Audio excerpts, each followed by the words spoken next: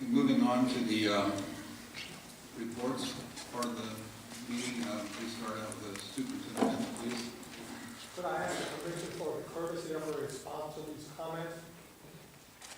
Let me ask, please, Mr. Bennett, please.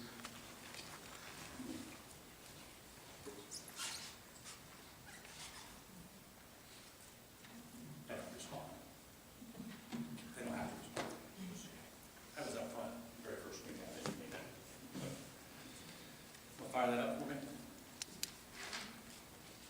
Just want to make sure that I'm following up today from last month's meeting. We gave the directive to take a look at making some recommendations for us moving back towards state minimums is the way I look at them. Commonly referred to as state recommended operating standards. So if I slip up with that state minimum thing, you'll know what. That's just what I'm thinking. Just want to make sure, you'll see on the first slide as we get started, that, and I'm going to say this for a reason, is that when we started looking at some of these things, started talking about them, started talking about this at the board meeting, when do I have control here? Thank you. A lot of emails came in and said, Mr. Bennett, you made a big mistake. Please don't do this, Mr. Bennett. Please tell our Board of Education, Mr. Bennett. We were placed in fiscal emergency in July of 2010. You are the State Oversight Commission. I just want to make sure everybody in the room and everybody in the papers know that the decisions to go towards these state minimums are not supported by our Board of Education, are not supported by me. I know that. I've told you that before, and I've said that several times, because I know that in the past, and what we've done when we presented to you, that we spend $7,558 per pupil, and it's evidence that with what we currently offer, 24 credits and soon to be 25 in the class of 2014, that we were providing the very best, for the cheapest price, basically, for the most affordable price, and we were doing it very well. And I just wanted to make sure that you and everybody in the room are clear that our board and this administrative team, these teachers, we do not support moving back. This isn't about the money. This is about us having to operate the way the state is telling us to operate. And that's the facts. So with that, from their direction, if we're going to be able to get there, we're going to have to do some things a little bit differently. They look like this. We know that one of the things I worked with Roger, and he's been great in terms of us together reviewing the state operating standards that are currently in place for the state of Ohio.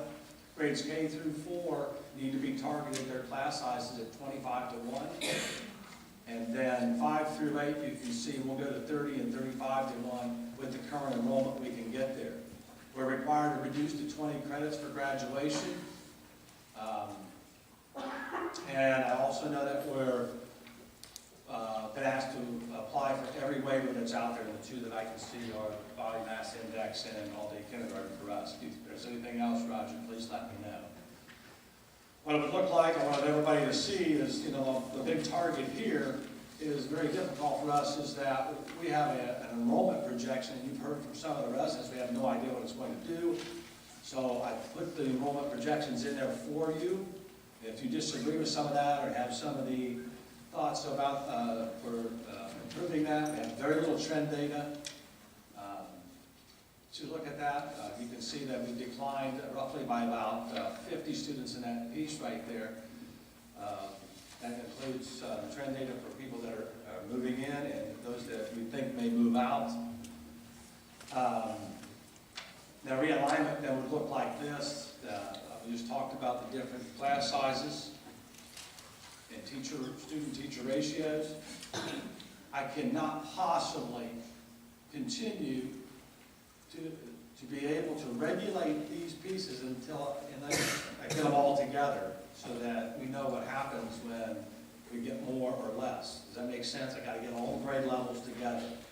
It also is going to help us provide services in a more distributed manner and hopefully in a more collaborative manner these children.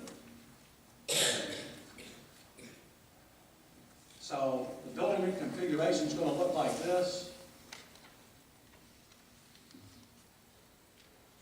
We're going to close Mainville Elementary. We're going to go to Salem and put all of our preschool students, pre-K through 2, all at the current Salem. That's the old high school.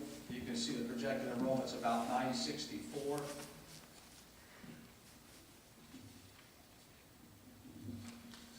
At the intermediate school, we'll leave the 3 in 3rd and 4th grade. You can see that is enrollment's around 725. And then at the junior high, we'll bring the 5th, 6th, and 7th grades there about 920, and we'll keep 8 and 12. That would be the new configuration. Again, it helps us get through and be able to regulate and provide consistent services at the new 25-to-1 recommendations at state minimums. What will this help us do? We'll be able to look at reducing more administration. I was hoping your benchmark person would be here tonight, because you can see that with this, we'll be targeting 300-to-1. State average is 165, 150-to-1, so we're well above it. The state minimums here, they don't really address it in the standards. You've got to have a superintendent, you've got to have a treasurer, you've got to have at least one principal at each school, talking with Roger. You know, it's just not realistic with 4,000 kids right now that we just completely disseminated. So we are meeting at and below, I guess you could say, administrative staffing for this district. We're going to be asked to reduce through this plan, and I've checked this out with Roger in Area 1, that we need to reduce 15 certified staff into 15.1. And through this plan, we'll do that.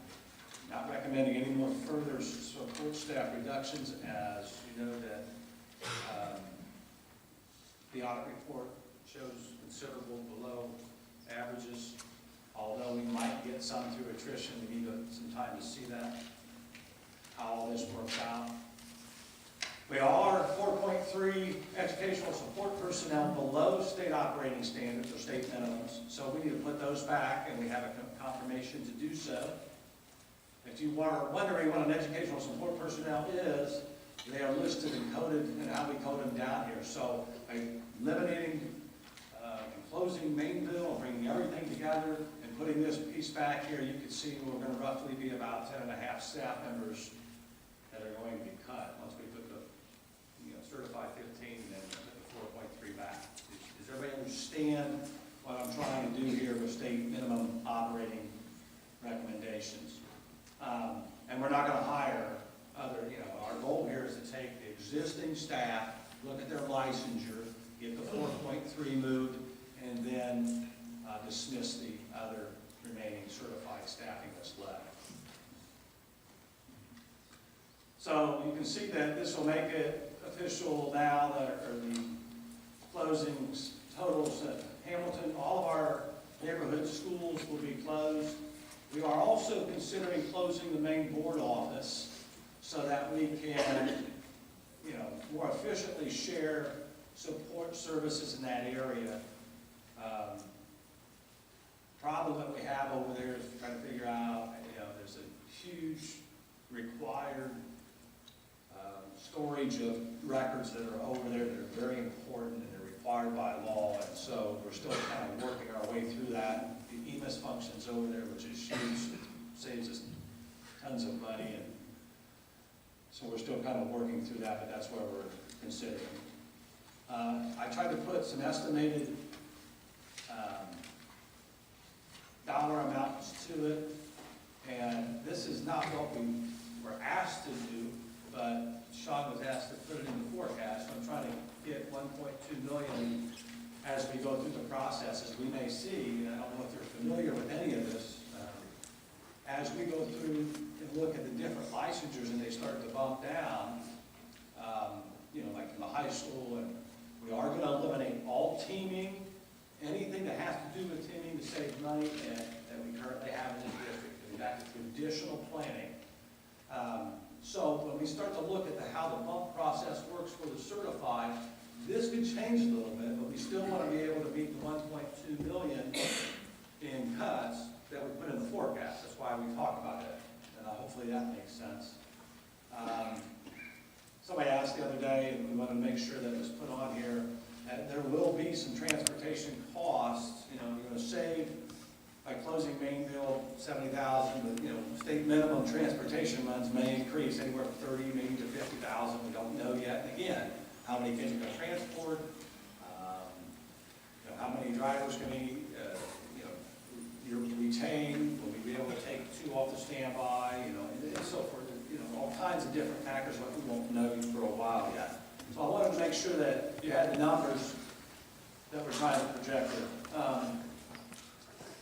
Just so you know, I really need some affirmation that, you know, signed off by Roger and you guys here at the state so that we can begin our next steps. We're going to be letting personnel go, folks. It's important that I get to these people, person to person, and make sure that we understand it. Right, excuse me, right after the first of the year, so we're going to need some affirmation. I really wish you would take some time to look at it, add anything to add to it that we know next week so that our planning team can start running through the bump process. We'll start planning and getting ready to realign the grade levels and how we're going to go about that process. And then we're going to, our DLTs will start to establish an instructional model program which continues to promote and support the very best for our kids through this new model. I need some direction from you as well. It comes down to, you asked me, I don't know if everybody remembers, there was a list of things that you wanted me to consider, consolidations. The only two that I have through this plan is, do you want me to shut the buildings down? If you're going to shut the buildings down at 4 o'clock to save money, are we going to have extracurriculars? You know, I need this board and I need some direction. You heard her speak a little bit. We'll get you all the data that you want. But we probably need, I know that we need that decision made fairly soon as well. As we begin to really focus on the academic side, you guys can give me some direction, if you would please, on those 2 areas. And we, you know, again, we can make those things happen as you tell us. I would end with this, and you've heard some of the folks talk. They're very much right on it. I think you need, with all the decisions that we make here, it's just so unique out here that whatever we do, we need to take into account that we are having, it's real, families are leaving. They're scared and they're doing what's best for their children. It's like all of us did. I know my wife says the same thing, you know, my 8th grader is only 8th grade once. In fact, she said get home early tonight, you know. He's only going to be an 8th grader once. These kids in these families are having to make tough decisions right now because their kids are only 4th graders once and they're scared. Whatever we're doing, you have to take into account that it's dollars running out of the district, and it's not just surrounding districts. I've got a lot of requests that are outside Mason, south towards Hamilton County into Cincinnati, up in the Dayton area, far east or far west out there to the Indiana border. We had one that we're arguing about. So I would ask you to do that. The second piece is, I think you heard Mrs. Hamburg talk, we need answers. The community wants the answers and we need them. I was just asking, and Roger knows this, I asked at Delisle, can I get time with the governor? We got the snow day issue, that's great. I said the other day, but we've got a serious issue here, and if that means that I need to schedule time with the governor's daughter, I'll do it. We also have a state, an issue that needs to be on the front page of snow days is a little bit about this funding system is not working, obviously, and we need to keep that in the forefront as well. We need those answers. Please, anything that you guys can do to get me in front of people or the governor to just talk about our situation, we would really appreciate that. Again, I need the answers as soon as you guys can get them so that we can proceed forward, because we are going to have 11 staff there. Questions? for me on the agenda or this? Anything I can help with? Stick around. Okay. Tom, do you have anything? I also have with us this evening Roger Hardin, who is the Assistant Director of Office of School Options and Finance for the Ohio Department of Education. Make a few comments, please.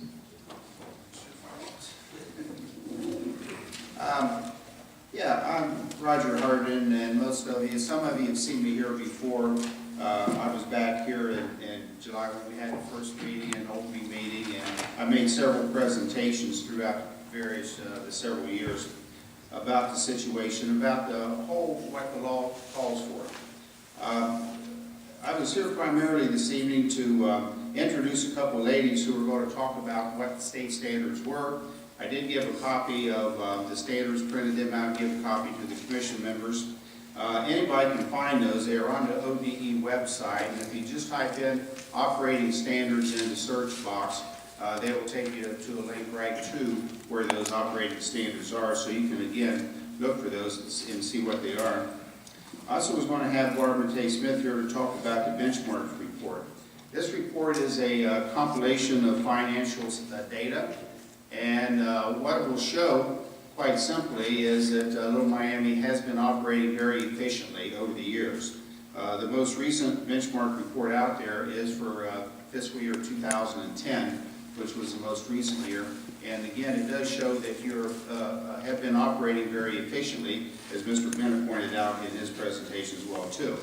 There are two areas in there, though, that stand above what some of the neighboring districts and even what the state averages are. Those are in the state, the teacher-student-teacher ratio, and a couple of percentage points in the insurance that you're paying, a little bit more percentage insurance for staff members. I don't know enough to explain those, but I just know what I've heard from the other ladies. What I will do, though, is read a letter that, or just a couple paragraphs that has been approved by the state superintendent. I'll read it and then maybe make a few more remarks after that. This is in regards to Little Miami, of course. The Department of Education has received many calls regarding the financial situation of Little Miami's local school district. There is a growing dialogue within the district regarding a process whereby certain territories from Little Miami local school district could be transferred to neighboring school districts. By statute and previous ODE practices, the territorial transfer issue is best resolved at the local level. Officials at Little Miami local school district have been apprised of the legality of this issue and have been asked to consult with their legal representatives. Based on past experiences, this type of legal action generally takes 1 calendar year or more, with the majority of the necessary studies and a substantial plan developed by local committees. The State Board of Education must approve any territorial transfers or other actions involving the legal status of Little Miami's local school district. Little Miami local school district was declared in fiscal emergency by the Auditor of State on July 11, 2010, and the Financial Planning and Supervision Committee held their initial meeting on July 20, 2010. Financial recovery plan first adopted by the Commission was limited by the scope of work the Commission could legally approve and was based on a levy request being approved in November 2010. That levy request was not approved by district voters, and a revised financial recovery plan is now being developed. The Department of Education is continuing to work with Little Miami local school district officials and the neighboring districts to ensure that all parties are aware of the options available and to provide support as local officials make decisions regarding the best scenario for the education of the 4,300 students in the Little Miami local school district. Now, that is a letter that was sent out to the State Board of Education members, has been approved by the state superintendent as well also. What it means in essence is that, we continue working and trying to find answers. And these answers are not real easy to come up with because they involve not only this commission, but they involve a lot of other people. I work for the Department of Education, which I guess in most of your eyes makes me part of the state that you refer to in quite a few of your comments. I will say, though, that, even in our role with the State Department of Education, is what we ask the commission to do, is what we have the commission hold the district is in compliance with all the state rules. And the state laws are out there. They are written written up in the Ohio Revised Code. And our goal is to make sure that those rules are completed. And it's unfortunate, and I'm a former, I've been over 30-year school employee as well too, from teacher all the way down to superintendent. And it's unfortunate that these rules do not state anywhere in the revised code what is best for kids. The rules do state certain circumstances that have to happen. And that's all that we can do as far as making sure that that does. Now, as I mentioned earlier, that we are looking at a revised financial recovery plan. There is one that there will be some votes taken on, some resolution this evening. It won't answer all your questions. I do appreciate the concern. I do appreciate the passion that all of you have with it. And I understand that, but maybe I'm fortunate because I get to hear this kind of passion, this kind of information from districts all across the state of Ohio. And let me assure you, too, you're not the only district that is having some financial circumstance here, or believe that the financial laws that are presented in the state of Ohio are working for you. I will vow to Mr. Bennett and to the school board members that we will continue to try to do and get all the answers to you that we can. It's unfortunate that I don't know that we're going to be able to get all the ones that you'd like to have, but at least we'll still try to get an answer for you. I wish, and again, going back to Mrs. Hamburg's, I wish we could tell you what's going to happen next year in school finance, not only year 3, but even next year in fiscal year 12, because right now the budget has not been approved by the state of Ohio. We do not make the laws at the Department of Education. That is given to our General Assembly. We try to work with them. We try to continue to work with them and persuade them to make laws that will help scenarios and districts that you're going through right now. We're continuing doing that, and I guess that's all I can say at this point. We'll be around and we'll try to help answer some other questions as you go through your agenda. That would help, Ms. Watson. Thank you again. Thank you.